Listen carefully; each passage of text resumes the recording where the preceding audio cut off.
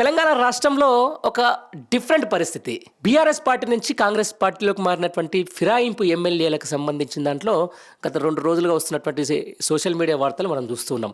ఓవైపు స్పీకర్ కనీసం వాళ్ళు పార్టీ మారారని చెప్పేసి అన్ని ఆధారాలతో పాటు కనిపిస్తున్నా ఇప్పటి వరకు వాళ్ళు పార్టీ మారినట్టు ఎలాంటి అది లేదని చెప్పేసి చెప్తున్నటువంటి విధానాన్ని మనం చూస్తున్నాం. మొత్తానికైతే ఈ ఫిరాయింపుల ఎమ్మెల్యేల కేసు విచారణకు సంబంధించి స్పీకర్ గడ్డం ప్రసాద్పై ఏదైతే కేటీఆర్ వేసిన కోర్టు ధిక్కరణ విచారణ నేడు సుప్రీంకోర్టులో అవకాశం ఉంది. ఇప్పటికే 5 ఎమ్మెల్యేలు పార్టీ మారలేదని తీర్పు ఇవ్వడంతో స్పీకర్ ఏదైతే ఉందో అది పూర్తిగా పార్టీ మొత్తానికైతే రాజ్యాంగ ధిక్కరణ అని చెప్పేసి కూడా BRS party working president KTR సుప్రీంకోర్టుకు వెళ్ళడం జరిగింది.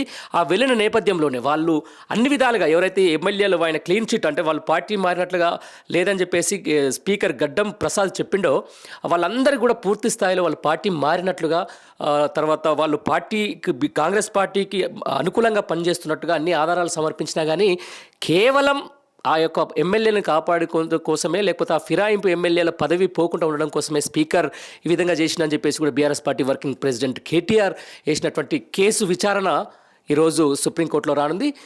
అసలు ఆ సుప్రీంకోర్టులో ఏ విధంగా తీర్పు వస్తుందో అందరూ కూడా వేచి చూడాల్సిన అవసరం ఉంటుంది.